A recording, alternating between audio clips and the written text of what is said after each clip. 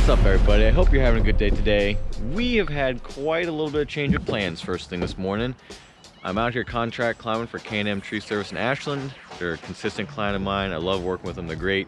Today's job was supposed to be a crane job, but the crane rental company actually had a breakdown and they're stuck with their crane with the boom up in the air on a job site somewhere, some kind of electrical issue or something. So we had the option of either rescheduling this job or just tackling it without the crane. And we're here on the site, so we're gonna tackle it without the crane. One of my favorite things about tree work is that we can come to a job site and take a tree down like this with nothing more than what's in this toolbox. That's what I love about this industry. You can find yourself using a big old machine like a crane and all that kind of stuff, or you can be using a couple wheelbarrow fulls of ropes and pulleys and gear and that kind of thing. This tree is gonna be a little bit tricky because it's pretty wide and pretty dense, but there's not too many obstacles. We have just the house to work with, and so we're just gonna get as much of it done today as we can, and we'll go from there. And here we are up in the tree. I've got my rigging rope, as you see up there, redirected, and then down to the friction device down there. We got our notch on the front side of the limb. We're gonna make our back cut here, and this limb is gonna swing away from us because the rope is redirected away from us. Bam, just like that. That way they can lower that to the ground nice and easy.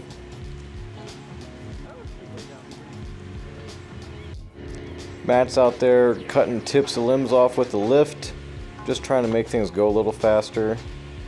This big chunk of limb is what's left after we cut the tip out of it, so we're going to make a notch on the top side of it actually, and that's going to allow us to stand it up rather than let it fold away from the tree. Doing that just makes things a little bit safer and a little bit better, and allows us to take bigger pieces because the piece isn't falling into the rope and yanking on it real hard and making a bunch of dynamic forces.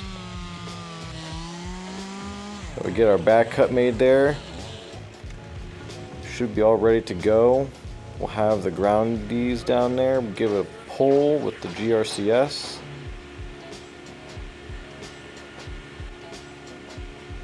And up it goes, just like that.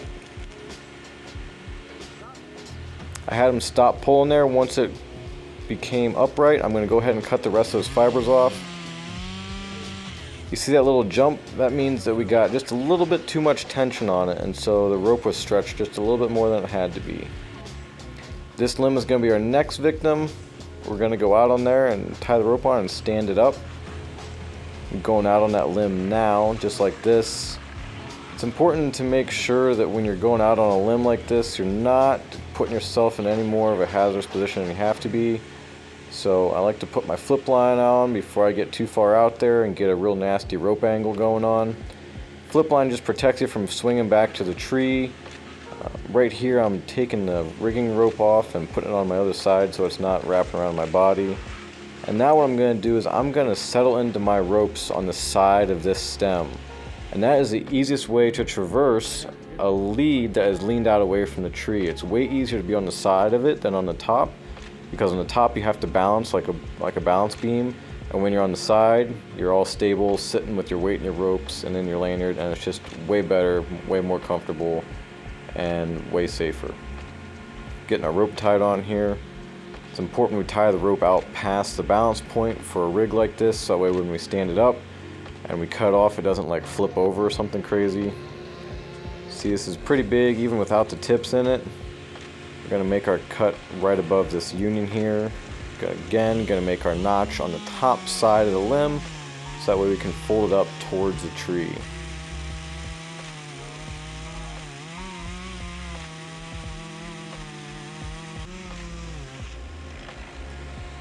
Look at that. Perfect cuts the first time. Gotta love it. Making our back cut here. There's a 16-inch bar on this saw, and as you can see, it's a sizable limb.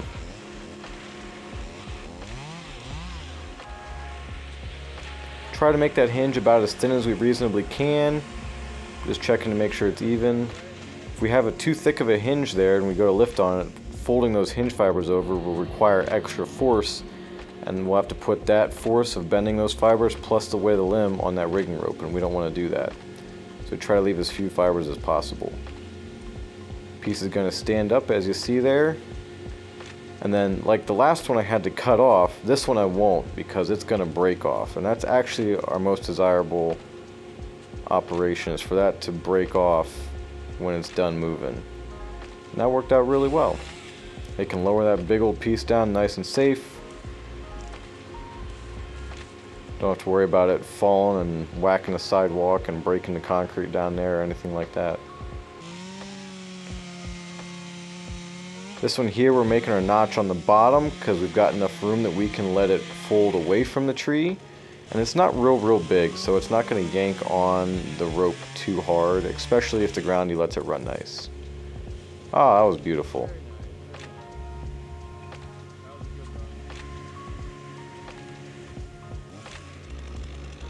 Same thing here with this one, we're going to make a notch on the bottom side.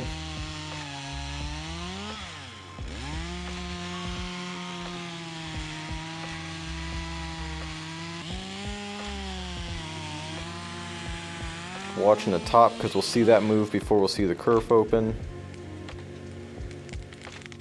There it goes. Ha! Perfect. That was a really good one. Almost got stuck there, but that was a really good one.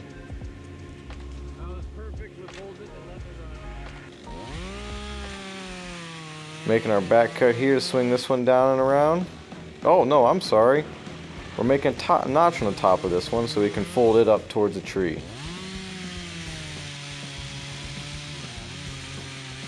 This is one of the limbs that reaches out over the house. Matt already went around with the lift by this point and got the tips out.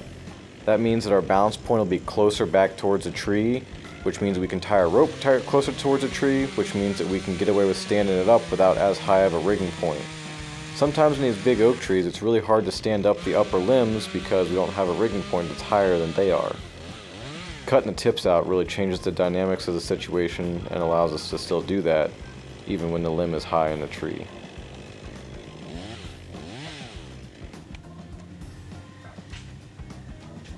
I'm going to get out of the way, switch sides.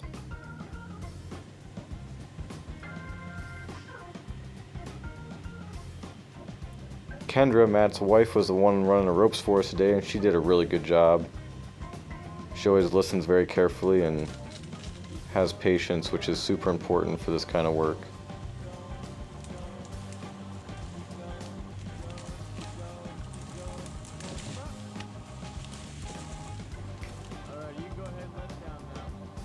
And there you can see the importance of me getting to this side of the stem. That limb would have most definitely hit me if I was on the other side where I made the cuts from. This is another really big limb. We're going to stand it up towards the tree. There's Matt over there cutting the tips out of some other limbs on the other side for me. Make things go a little faster.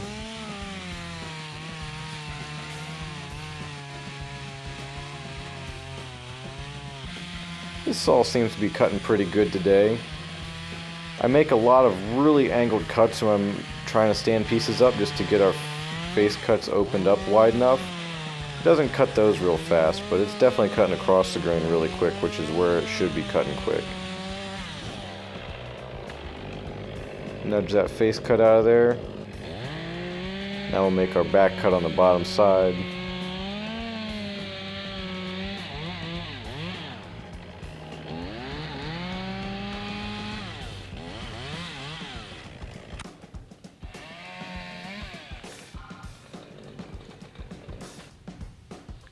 That thing's standing right up real nice for us. This one still has the brush in it. So sometimes that makes things a little bit tricky because the brush collides with the brush that's in the top of the tree. You gotta be real careful with that. It'll put some weird forces on the branch that you won't quite expect, and it'll push the butt in some weird directions sometimes.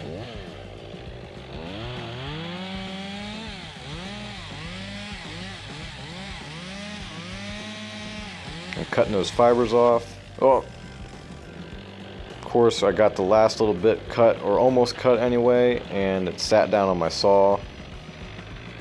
I think I had Kendra not pull on the rope anymore to get weight off the saw because the brushes collided so bad in the top.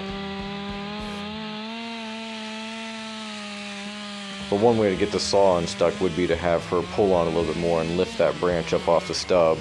if there wasn't any interference at the top of the tree. Of course, me and my brilliant self got it stuck a second time, because, you know.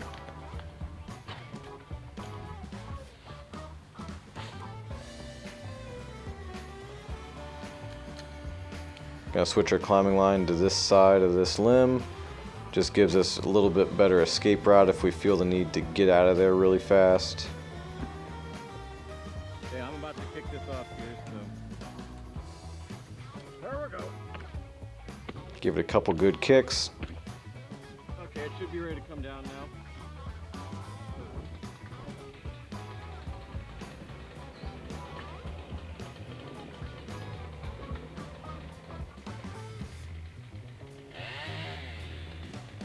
This little pause here is Kendra trying to unwrap the ropes and get a good feel for how much wrap she needs on the Porta Wrap down there, on the GRCS I mean.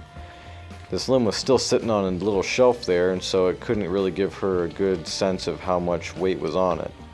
You can see all those leaves falling as that brush interacts with the brush above it. And that's a big limb going down all at one time. Nice and safe and sound. Look at those nice fall colors too. Here was a dead limb that was reached out over the house. Somebody trimmed the tip out of this a long time ago and they took too much and killed it. So I was a little worried this thing was going to fall apart on us. As we rigged it off of here, I cut away from the tree a little bit to get me into some more consistent grain so I didn't have to worry about the branch collar grain, changing up the dynamics of the hinge. Looks like the wood's still pretty good in there. Probably isn't too much to worry about, but you just never know when you don't know, you know? Okay, go ahead and lift.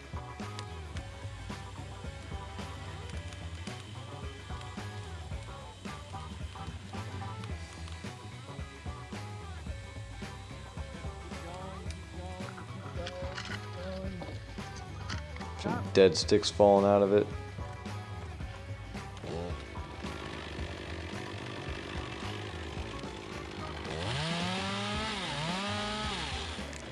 There we go. We had perfect tension on that one. See how I just rolled away and didn't go up or down when I cut those fibers?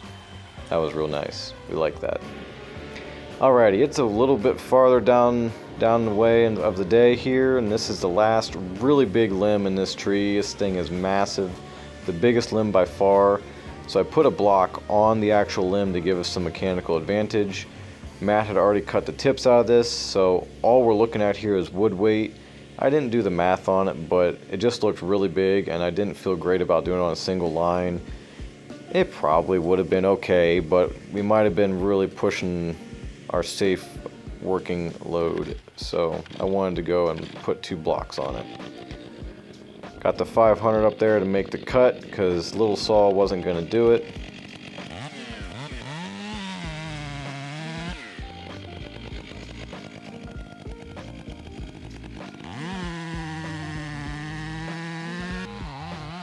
Making our notch on the top side of the branch here.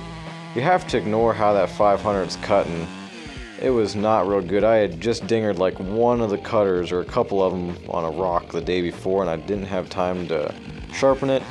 It was still cutting okay, but you can hear it chatter really bad.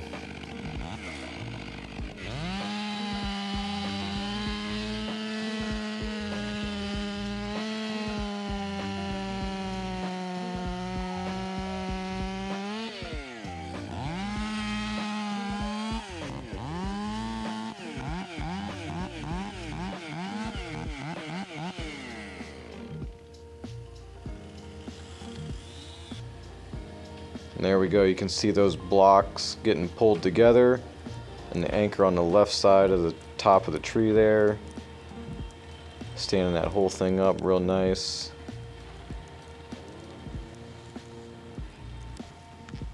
Real good, real good. That's a lot of weight hanging there. A whole lot of weight hanging there, my goodness.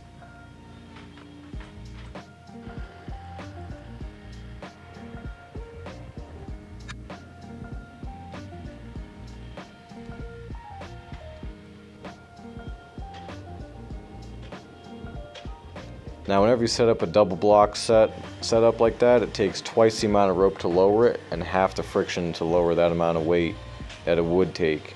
And so if your groundies aren't aware of that, it can be a little bit tricky. There you can see how big that limb really is compared to someone on the ground.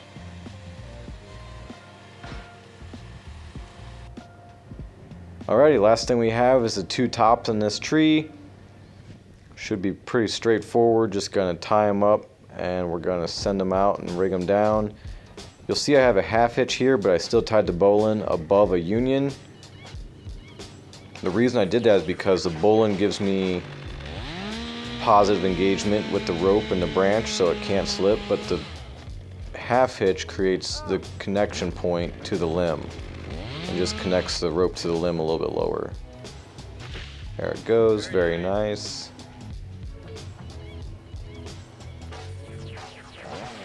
Time to knock out the other side. Here we go.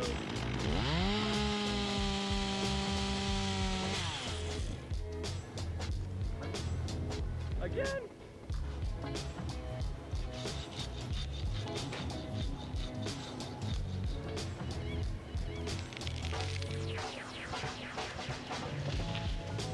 Perfect.